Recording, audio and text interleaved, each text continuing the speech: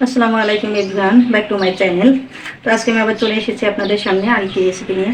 তো রেসিপিটি হলো ছোলা সিদ্ধ করব আজকে, বুট ভাজা। এখন ছোলা ভাজা, তো ছোলাটা আমি সেদ্ধ করবো, এই জন্য এখানে আমি রাত্রে ভিজিয়ে রেখেছিলাম আর ভালো করে পরিষ্কার করে আমি ধুয়ে নিয়েছি। আর এখানে একটা প্রেশার কুকার বসিয়ে দিয়েছি। প্রেশার কুকারের মধ্যে আমি ছোলাগুলো দিয়ে দিচ্ছি সেদ্ধ করার জন্য।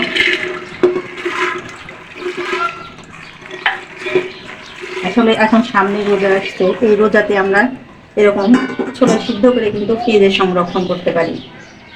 এখানে দিয়ে দিচ্ছি আমি স্বাদ মতো লবণ। তো লবণটা দিয়ে আমি এবার দিয়ে দেবো পানি।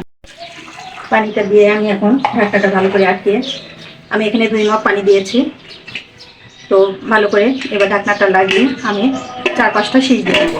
তো দেখুন পেঁয়াজটা আমার ভাজা হয়ে গিয়েছে, ঠিক এরকম পর্যায়ে আসলে কিন্তু দিয়ে দিতে হবে মশলাগুলো।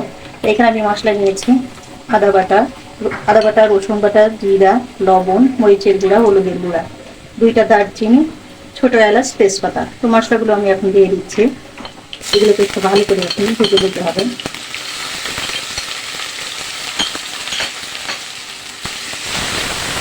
তো আমি ভালো করে কিছুক্ষণ কষিয়ে নেবো মশলাটাকে। ছোলাটা আমার সেদ্ধ করে নিয়ে হয়ে গেছে। এখন আমি চুলায় একটি মিডিয়াম আছে একটি প্যান বসিয়ে দিয়েছি। প্যানের মধ্যে তেল দিয়ে দিয়েছি। এখন দিয়ে দিচ্ছি পেঁয়াজ কুচি আর কাঁচামরিচ।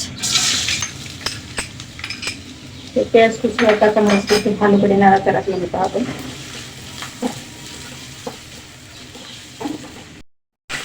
মশলাটা কষানো হয়ে গিয়েছে, দেখুন করে তেলটা উঠে এসেছে।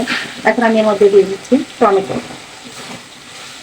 তো টমেটোটা একটু ভালো করে নাড়াচাড়া দিয়ে আমি দিয়ে দিচ্ছি ছোলা সিদ্ধটা।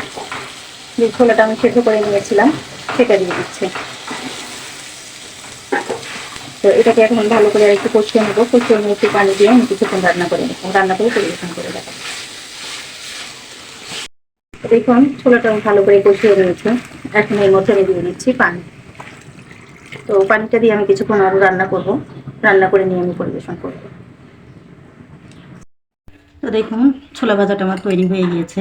আর এইভাবে ছোলা ভাজাটা তৈরি করলে কিন্তু খেতে অসম্ভব মজাদার লাগে। আমি যেভাবে দিয়েছি, আসলে সবার রান্না তো একরকম নাই, এক একজনের রান্না এক এক রকম। তো আমি যেভাবে রান্না করি সেভাবেই দেখাইলাম।